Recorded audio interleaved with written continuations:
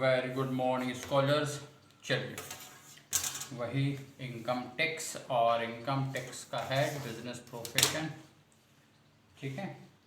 और आज हम न्यूमेरिकल्स कर रहे हैं आपकी वही सकलेचा सर की बुक के कुछ एक्सरसाइज के भी हैं, कुछ एग्जाम्पल्स भी हैं जो ख़ास हैं, ज़रूरत के हैं, वो ज़रूर करेंगे।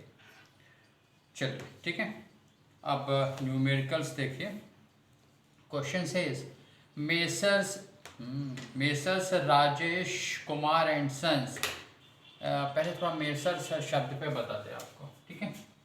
ये तो हालांकि जो कॉमर्स के बच्चे हैं 11th 12th जिनकी कॉमर्स वो तो ज़रूर समझते होंगे। ये देखिए, आपने पुराने जो कैलेंडर होते हैं ना, जो किसी फर्म वगैरह के रहते हैं, तो ये ज़रूर देखा होगा आपने, ऐसा लिखा हुआ उन कैलेंडर के सामने मेसर्स, फिर नाम लिखा रहेगा राम नारायण सन्स, इस तरह से जो भी।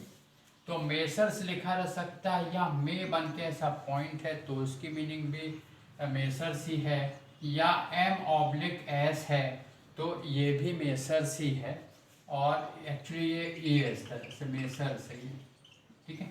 मेसर्स का मतलब होता है बहुत सारे श्रीमानों का समूह, ठीक है, वो है मेसर्स। तो व्यापारी के सामने इस तरह से नाम का प्रयोग किया जाता है जो इस क्वेश्चन में है। तो messrs Rajesh Kumar and sons is a wheat merchant, okay. ये गेहूं के व्यापारी हैं। They have agencies of soap and oil companies also. उनके पास में साबुन की और तेल की कंपनियों की एजेंसी भी है, ठीक है। For which they get commission on sales at a fixed percentage, जिसपे वो एक स्थायी प्रतिशत की दर से कमीशन मिलता है। इनके they do not maintain account books, वे किसी प्रकार के अकाउंट बुक्स को मेंटेन नहीं करते हैं। They presented the following particulars before the income tax officer for the year ending on 31 March 23।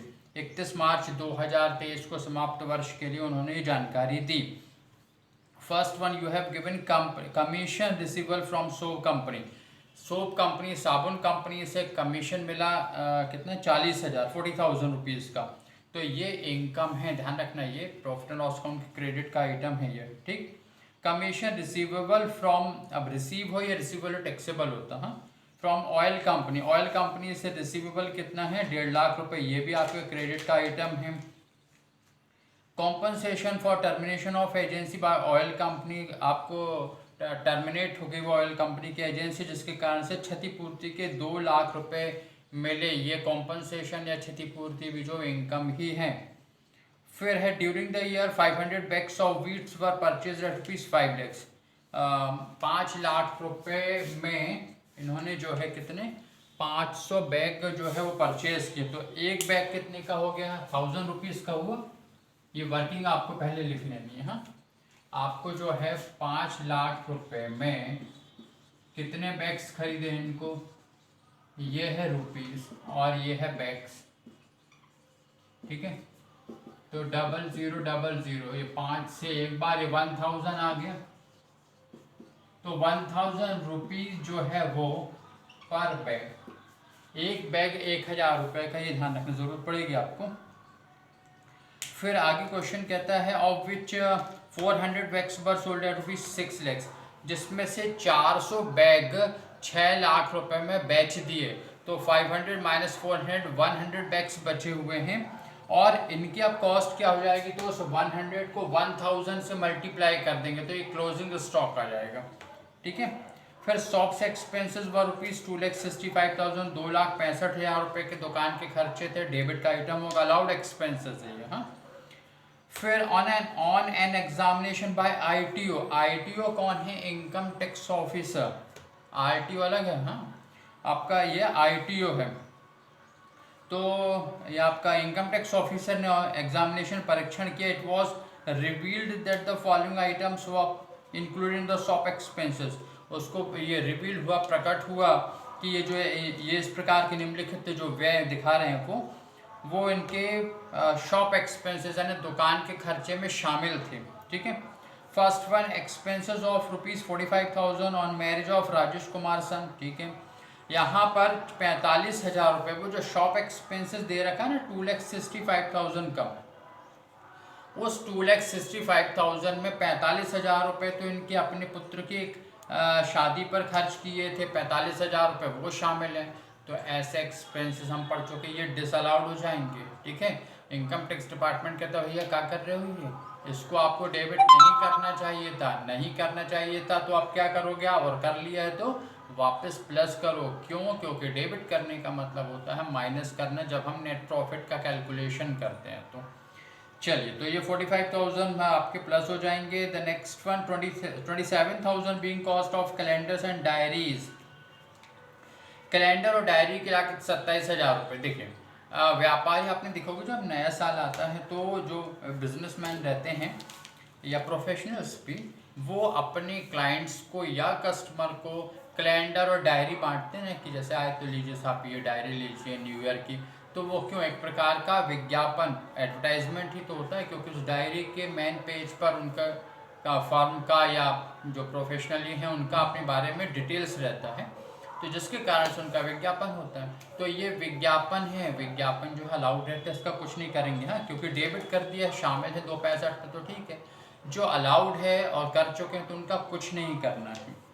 ठीक है, the next one ₹13,000 being repairs of residential house. हाँ, 13,000 रुपये इनके मकान की मरम्मत के हो गए। तो ये इनके अपने रहने के मकान की मरम्मत के हो गए, जो दुकान के खर्चे में शामिल कर लिए गए, तो नहीं करना चाहिए था, तो वापस प्लस करेंगे। एंटरटेनमेंट एक्सपेंसेस 24,500 मनोरंजन के भी अलाउड होते हैं ये, ठीक है, डेबिट कर दी मतलब ठीक किया। Penalty ₹23,000 impose for bringing goods without paying customs. अच्छा, यानी कस्टम ड्यूटी है। हाँ, कस्टम ड्यूटी बिना चुंगी का भुगतान किए माल लाने पर अर्थदंड पेनल्टी डिसअलाउड होती है। ठीक, तो ये 23,000 डिसअलाउड हो जाएगा। फिर an advance of ₹25,000 in connection with purchases of computers. Computer खरीदने के लिए अग्रिम का भुगतान किया 25,000 रुपये के, ये एडवांसेस जो रहते हैं इस प्रकार का, ये डिसअलाउड एक्सपेंसेस है। हाँ, एडवांस वगैरह डिसअलाउड रहेगा। चलिए, अब यहाँ पर सबसे पहले तो इस क्वेश्चन में ये है कि नेट प्रॉफिट नहीं दिया, तो पहले वो कैलकुलेट कर लो आप, है ना। नेट प्रॉफिट कैलकुलेशन के बाद में आपको वो अलाउड डिसअलाउड वाले प्लस माइनस करने होंगे। ठीक है, चलिए, तो ये एक छोटा सा प्रॉफिट एंड लॉस अकाउंट बना लेते हैं। ये एक्चुअली में trading and profit loss account है ना। फॉर्मेट आप जानते ही हैं, कॉमर्स के बच्चे हैं, 11 से पढ़ते चले जा रहे हैं और फाइनल ईयर या फिर फर्स्ट ईयर में आ गए होंगे। ठीक है, क्यों? क्योंकि ये इनकम टैक्स आप कब पढ़ रहे हैं, या तो आप बीकॉम फाइनल ईयर में हैं, ठीक है, और वो कौन सा बीकॉम है आपका, बीकॉम प्लान वाला, ठीक, और या फिर आप टैक्स प्रोसीजर वाले बच्चे हैं जो फर्स्ट ईयर से टैक्स ले रहे हैं, तो वो हो सकते हैं। तो इनकम टैक्स, या फिर आप ग्रेजुएशन आपका किसी दूसरी स्ट्रीम से है और एमबीए के 3rd या 4th सेमेस्टर में आ चुके हैं, तो आप इनकम टैक्स पढ़ रहे हैं। ठीक, तो यहाँ पर ये प्रॉफिट एंड लॉस अकाउंट आप जो है trading and profit loss account है। अब देखिए, क्वेश्चन में आपके पास में ओपनिंग स्टॉक है नहीं, लेकिन परचेजेस है। ठीक है, क्या लिख देंगे, 2 परचेजेस। कितने के खरीदे थे, वो आपके 4 लाख, ये 5 लाख के हैं, 5 लाख रुपए के ये आपने स्टॉक या गुड्स परचेज किया था। ठीक है, ये 5 लाख से। हाँ, फिर उसके बाद में वेजेस वगैरह नहीं है, डायरेक्ट ये trading and profit loss account इकट्ठा ग्रॉस प्रॉफिट से आगे चलते हुए नेट प्रॉफिट तक। तो 2 शॉप एक्सपेंसेस, ये आपका कहाँ का खर्चा है, इनडायरेक्ट एक्सपेंसेस है। प्रॉफिट एंड लॉस अकाउंट का 265,000, 2,65,000 रुपये ये दे रखा है आपको। फिर उसके बाद में सेल्स है। चलिए, तो next one we have sales, return वगैरह नहीं है इसमें। हाँ, सेल्स रिटर्न, तो ये है 6 लाख रुपए की, तो ये आगे साहब आपके 6 लाख रुपए। फिर क्लोजिंग स्टॉक है, तो by closing stock, closing stock कितने का, वो भी आपने निकाला था ना, 500 बैग्स है ना बोरी। हाँ, 500 बैग्स में से 400 बैग्स सोल्ड हो गया, तो कितनी बची, 100 बैग्स। एक बैग कितने का था आपका, 1000 का मल्टीप्लाई किया 1 लाख रुपए आ गया। तो बाय क्लोजिंग स्टॉक आपके पास में आ गया 1 लाख रुपए का। फिर उसके बाद में यह आपका प्रॉफिट एंड लॉस अकाउंट के आइटम आ गए, बाय कमीशन, तो ये पहला ऑयल कंपनी का हो गया, ठीक है। ऑयल कंपनी का कितना है, 1.5 लाख रुपए का। चलिए, तो ये आप ऐसा लिख सकते हैं, फिर इकट्ठा करके लिख दें या चाहे तो अलग अलग लिख दें। फिर दूसरा क्या है, सोप कंपनी से है, ये रुपीज़, रुपीज़ की साइन आप ये हिंदी वाले भी बना सकते हैं, RS भी लिख सकते हैं। सोप कंपनी से ये सिर्फ 40,000 का है, ये है 40,000 रुपये का, ठीक है। तो यह आ गया आपका 190,000, 1,90,000 रुपये, ठीक। बाय कॉम्पनसेशन, क्षतिपूर्ति, ठीक है, बाय कॉम्पनसेशन, ठीक है, क्षतिपूर्ति कितनी, 2 लाख रुपए की। तो ये 2 लाख रुपए की ये आ गया। बस इतने आइटम हैं। अब आप टोटल करें जैसे करते रहे हैं, 6 और 1 7, 7 2 9, 9 और 1 10,90,000, ये तो दिख ही रहा आपको, है ना, ठीक है। कैसे आपने फटाफट टोटल किया, 6 और 1 7, 7 और 2 9 और 1 10, 10,90,000 आ गए। उसमें से 5 अलग करो पहले, तो 10,90,000 में से 5 लाख अलग के, नेक्स्ट वन 265 माइनस कर दीजिए, ठीक है। 325 का नेट प्रॉफिट आ गया। तो यहाँ पे क्या लिख देंगे, टू नेट प्रॉफिट 3,25,000। ये इंपॉर्टेंट क्वेश्चन है भैया, हाँ, पेपर टफ आता ना तो यही आता है, या इस तरह का। 3,25,000 ये नेट प्रॉफिट आ गया आपका, बोथ साइड का आप टोटल कर लीजिए, 10,90,000। तो ये नेट प्रॉफिट में से अब देखिए वो 265, 2,65,000, जिसमें कुछ एक्सपेंसेस आपके ऐसे भी हैं जिन्हें डेबिट नहीं करना चाहिए था, यानी माइनस नहीं करना चाहिए था, कर दिया गया है, तो वापस प्लस करो, ठीक है। चलिए, तो ये बात समझ में आई, इसको मिटा दें, ठीक। क्या क्या किया अपन ने, परचेजेस है, शॉप एक्सपेंसेस है, सेल्स क्लोजिंग, ये आपका कॉम्पनसेशन है ऑयल कंपनी से, और ये कमीशन है ऑयल कंपनी से, और फिर उसके बाद में सोप कंपनी से, ठीक है, कमीशन है, हाँ। फिर ये आपका 190 का हो गया, ये कॉम्पनसेशन है, पूरा लिख लेंगे, 2 लाख रुपए का डिफरेंस निकालना है, नेट प्रॉफिट 325 का आ गया। अब दोनों तरफ का आप टोटल कर लेंगे, फिर नेक्स्ट, ठीक है, मिटा रहे हैं। फिर नेक्स्ट क्या करना है, आपको स्टेटमेंट बनाना है जिसमें कि आपको बिजनेस से इनकम कैलकुलेट हो जाएगी या मिल जाएगी कि किस तरह से, ठीक है। आप देखिए ज़रा, स्टेटमेंट ऑफ इनकम आप लिख लें यहाँ पे, स्टेटमेंट ऑफ बिजनेस इनकम, ठीक है, स्टेटमेंट ऑफ बिजनेस इनकम, ठीक। चलिए, एक पर्टिकुलर अमाउंट का कॉलम बना लें। सबसे पहले हमारे पास में क्या है, बनाइए तो थोड़ा सा अच्छा दिखेगा, ठीक है। चलिए, ये एक पर्टिकुलर अमाउंट का कॉलम है आपका, जैसा कि आप बचपन से बनाते चले आए, बचपन मतलब 11th क्लास, ठीक है। यदि आप कॉमर्स के स्टूडेंट हैं तो चलिए, ठीक। ये पर्टिकुलर अमाउंट का, एक पर्टिकुलर अमाउंट का, चलिए। अब यहाँ पे ये क्या लिखेंगे, net profit. Net profit as per profit and loss account कितना लिख लिया आपने, वो है 325, 3,25,000 रुपये, 325, ठीक है। आप क्या करें इसमें, तो प्लस कर दें आप डिसअलाउड एक्सपेंसेस, वही आपके अस्वीकृत व्यय।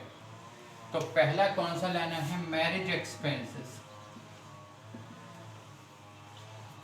कौन सा, मैरिज एक्सपेंसेस। मैरिज एक्सपेंसेस के बाद में सेकंड है आपका रिपेयर्स ऑफ रेसिडेंशियल हाउस, ठीक है। थर्ड है पेनल्टी, ये जो डिसअलाउड हो रहे थे, and fourth one is advance for computer, ठीक। अब इनके अमाउंट लिख दीजिए। मैरिज एक्सपेंसेस कितना आपने, 45,000, तो ये 45,000 ये हो गया। रेसिडेंशियल हाउस की रिपेयर्स पे कितना 13,000 रुपये, तो ये 13,000 आ गया। पेनल्टी 23,000 रुपये की, तो ये आ गई आपकी पेनल्टी 23 की। फिर एडवांस फॉर कंप्यूटर ये कितने का आ गया 25,000 रुपये का। और इस तरह से ये टोटल कर लें, ठीक है। तो ये आ गया आपके पास में 45,000, 13,000, 23,000 और 25,000, 106, 1,06,000 रुपये। तो ये 1,06,000 रुपये ये आ गए।